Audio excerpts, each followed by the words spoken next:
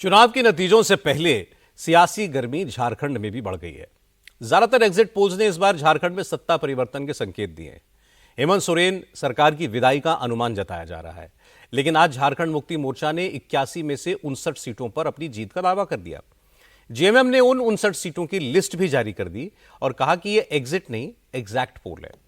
JMM के महासचिव सुप्रियो भट्टाचार्य ने कहा कि 11 जिलों में एनडीए का खाता भी नहीं खुलने वाला, बाकी 13 जिलों में भी कांटे की लड़ाई है। हालांकि जब हमारे संवाददाता नीतीश चंद्रा ने सुप्रियो भट्टाचार्य से इस दावे के पीछे का आधार पूछा तो उन्होंने बस इतना कहा कि यह सर्वे उनकी पार्टी ने नहीं कराया, ये पब्लिक का सर्वे है। ये लिस्ट उन्होंने झारखंड के वोटर्स के फीडबैक के आधार पर तैयार की है। देखिए, उस लिस्ट में आप देखे होंगे कि उसका स्रोत क्या। उस लिस्ट का स्रोत जो है वो आपका यहाँ के मतदाताओं का जो फीडबैक है वो है, और उनकी राय है कि हमें उनका अपार जन आशीर्वाद मिला है, समर्थन मिला है और काम करने का एक बार फिर से मौका दिया। पार्टी ने एक इंटरनल सर्वे भी कराया अपना, इसका मतलब? पार्टी ने नहीं करवाया सर्वे, ये जनता का सर्वे है। जनता ने जो मत व्यक्त किया उसका हम लोग ने उसको सार्वजनिक किया।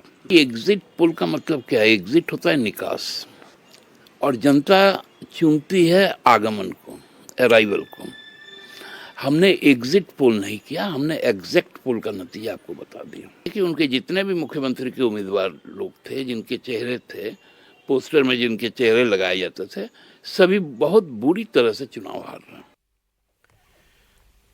बीजेपी नेता बाबूलाल मरांडी से जब जेएमएम के दावे के बारे में पूछा गया तो वो बस मुस्कुरा दिए। उन्होंने कहा कि ये लिस्ट बता रही है कि जेएमएम हताश है। बाबूलाल मरांडी ने कहा कि झारखंड में एनडीए की सरकार बनेगी और उनका अलायंस 51 से ज्यादा सीटें जीतेगा। अब स्वाभाविक है, अब काउंटिंग तो नहीं हुआ, इसलिए लिस्ट अभी मैं जारी नहीं कर सकता हूँ। लिस्ट तो इलेक्शन कमीशन ही कल जारी करेगी चुनाव परिणाम के बाद, और इससे ही स्पष्ट हो गया कि वो बुरी तरह से हार रहे हैं। ताकि उस क्षेत्र में उनके कार्यकर्ता कोई भागे नहीं, तो पहले से कह रहा है कि भाई यहाँ तो हम जीत रहे हैं, यहाँ तो हम जीत रहे हैं, लेकिन वास्तविकता ठीक उसके उल्टा है। हमने तो कहा है कि 51+ सीटें आएगी। 51+ सीटें? हाँ, सरकार बीजेपी बनाने जा रही है। बीजेपी एनडीए गठबंधन की सरकार बनेगी। झारखंड बीजेपी के प्रवक्ता प्रतुल सहदेव ने एक टेक्निकल बात की।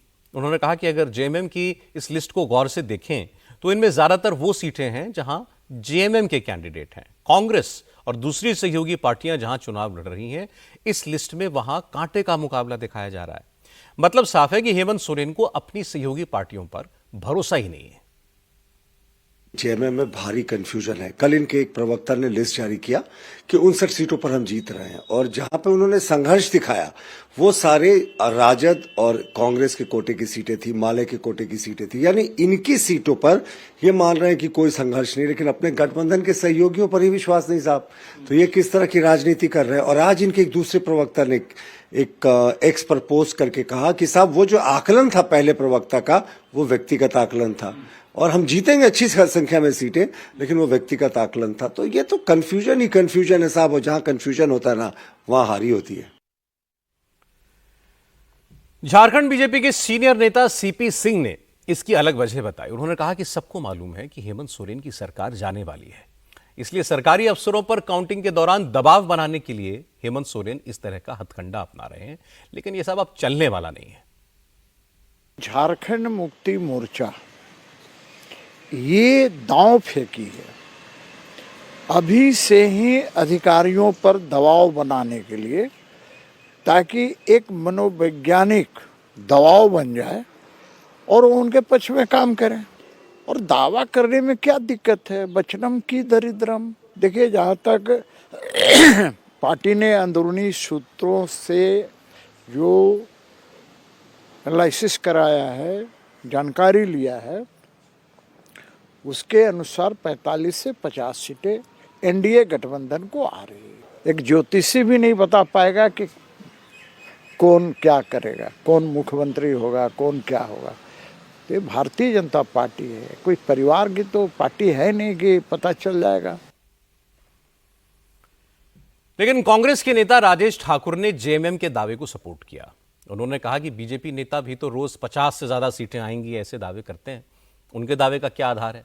नरेश ठाकुर ने कहा कि जेएमएम का दावा फीडबैक के आधार पर है। महागठबंधन को जीत का भरोसा है और किसके दावे में कितना दम है कल पता चल ही जाएगा। भारतीय जनता पार्टी भी तो पता नहीं 55 बता रही है, पिछले बार 65 बता रही थी।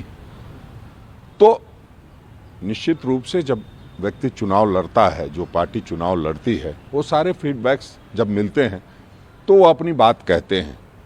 चुनाव का परिणाम तो कल ही आएगा और कल ही सच्चाई का पता लगेगा। निश्चित रूप से हम लोगों को जनता जनार्दन पर भरोसा है और उन्होंने जिस तरह से मैंडेट दिया है, हम ये कह सकते हैं हम दोबारा सरकार बनाने जा रहे हैं, हम मजबूत सरकार बनाने जा रहे हैं और हम अंतिम पायदान पर बैठे व्यक्ति को फिर से एक बार जो सारी योजनाएं हैं उसको देने जा रहे हैं।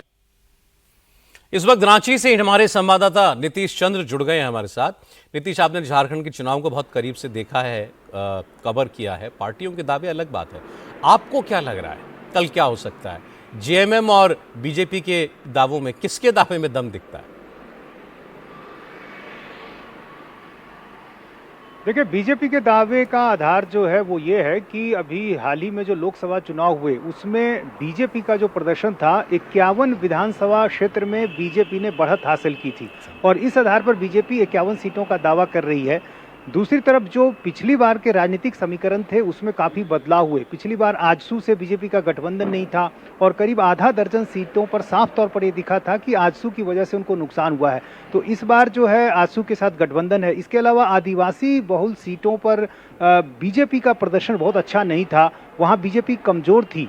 बाबूलाल मरांडी जो है वो अलग पार्टी उन्होंने बना रखी थी और जाहिर है उन्होंने अपनी पार्टी का जब विलय कर दिया तो बाबूलाल मरांडी जैसा एक बड़ा आदिवासी चेहरा बीजेपी को मिल गया। इसके अलावा कोल्हान में जहां बीजेपी कमजोर थी, खाता तक नहीं खुला था पिछली बार, इस बार चंपई सोरेन जैसा चेहरा उनको वहां मिल गया। तो पिछले बार के मुकाबले जो राजनीतिक समीकरण थे वो बीजेपी को ऐसा लगता है कि उसके पक्ष में जाएंगे। और इसके अलावा जो तमाम बड़े मुद्दे थे, खासतौर से जो बांग्लादेशी घुसपैठ का मुद्दा जिस तरह से बीजेपी ने उठाया, या फिर कहें जो भ्रष्टाचार के जो कई मामले आए, काफ़ी जो कैश बरामद हुआ मंत्रियों के घरों से, वो एक बड़ा मुद्दा बना। पेपर लीक की बात कही गई।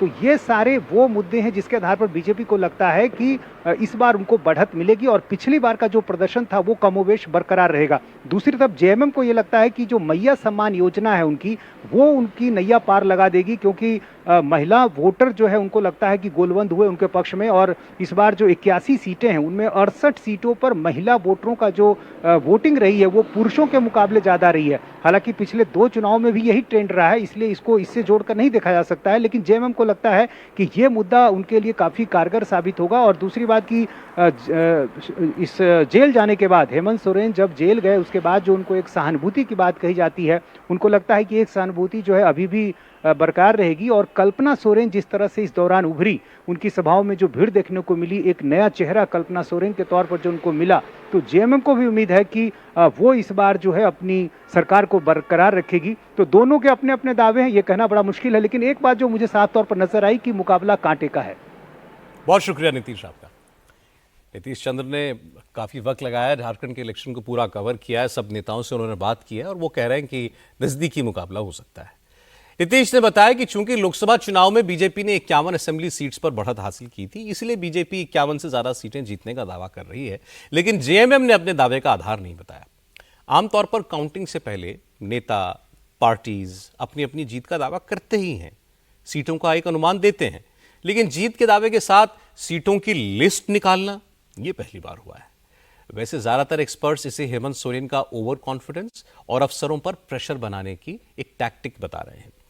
अब जमीनी सच्चाई क्या है, इसके लिए कल तक इंतजार करना पड़ेगा।